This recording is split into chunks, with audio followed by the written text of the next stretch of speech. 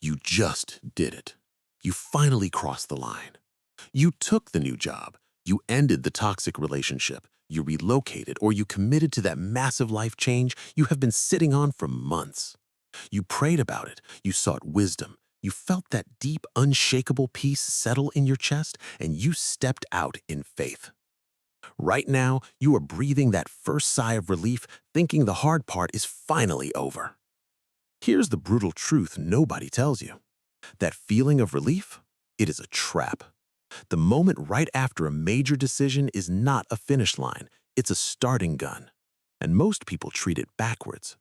They let their guard completely down precisely when the pressure is about to ramp all the way up. Psychologists call this the post-decision relaxation effect. Your brain, exhausted from the weight of choosing, signals that the work is done. But spiritually and practically, this is the exact moment the real test begins. The storm doesn't come before the decision, it comes right after. If you're not prepared for what hits you in this window, you will completely wreck the good thing you just started. Today, we're breaking down the 3 things you must never do right after making a huge faith-filled choice. No fluff, no filler, just real timeless wisdom to protect your future. Let's get into number 1. Number 1. Never, under any circumstances, start second-guessing your choice the moment things get slightly uncomfortable. Here's what happens to almost everyone. You make the big move based on careful thought, prayer, and deep reflection. For a few hours, maybe even a full day, you feel free, you feel aligned. Then reality shows up. The excitement fades fast, and suddenly you are standing face to face with friction you did not fully anticipate. And that's when the voice starts. Did I hear wrong? Did I miss the right path? Maybe the old situation, as painful as it was, wasn't actually that bad. Let's look at one of the most powerful historical examples of this exact pattern.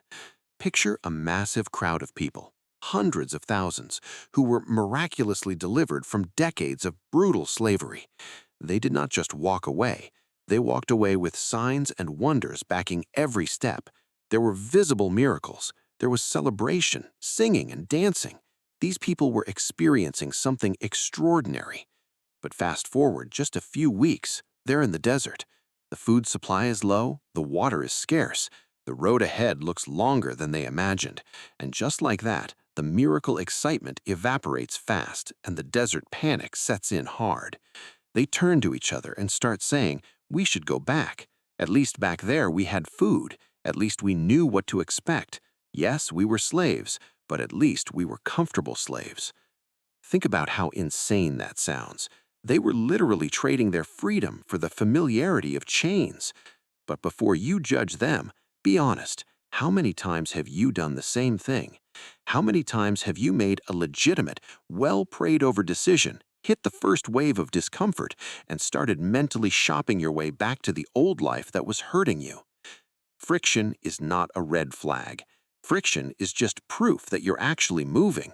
A parked car never gets a flat tire. The moment you start rolling towards something real, you will feel resistance. Do not mistake the resistance for a sign that you're going the wrong direction. Lock in the decision. Eyes forward. The desert is not your destination. It is just the path between where you were and where you are going. Number 2. Never broadcast your new direction to the world before you have even taken your first real step. We live in a culture built around announcements. The second we make a big decision, we want to post it, share it, and tell every person in our circle. We want the applause, we want the comments, we want people to say, "Wow, I'm so proud of you."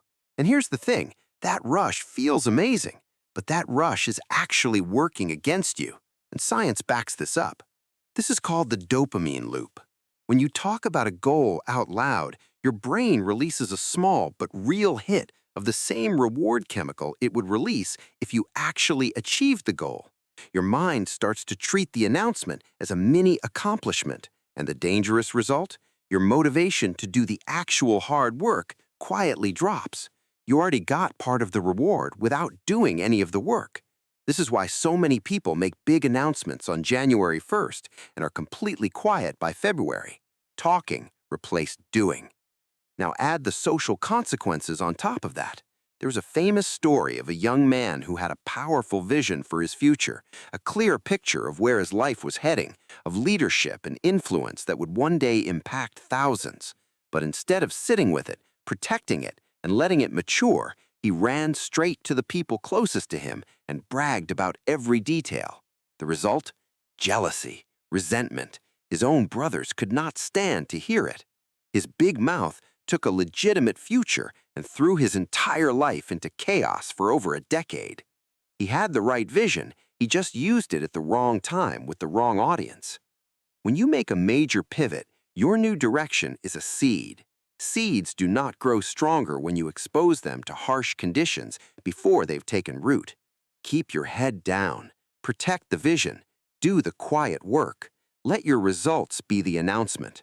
The right people will notice eventually, and their respect will mean infinitely more than early applause from people who barely believed in you from the start.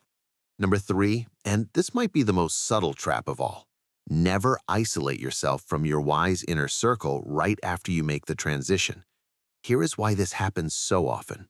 When you step into a massive new chapter, life gets overwhelming fast. There is so much to figure out, so much to execute on, that pulling away from people feels like efficiency. You tell yourself, I just need to put my blinders on and grind this out alone.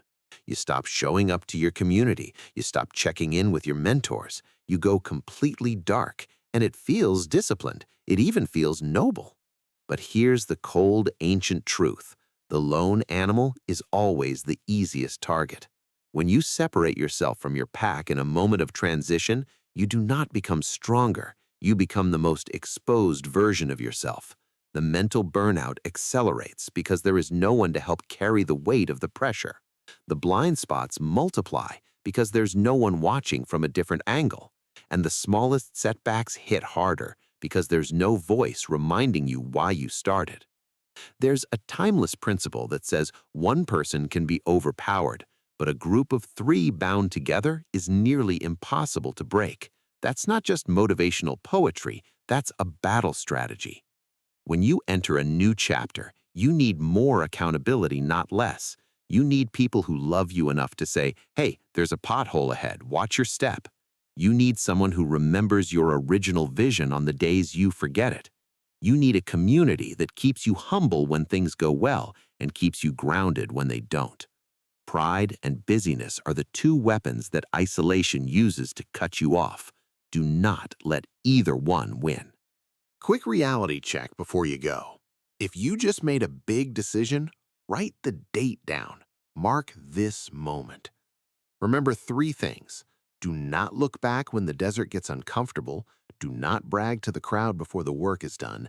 And do not walk away from the people who have your back. The decision was the door. The hallway is where your character gets built. You made the call. Now stand firm and keep moving. If this hits home, drop a comment right now and write eyes forward. Let me know you're locked in. Hit like, subscribe for more mindset and faith blueprints, and I will see you in the next one.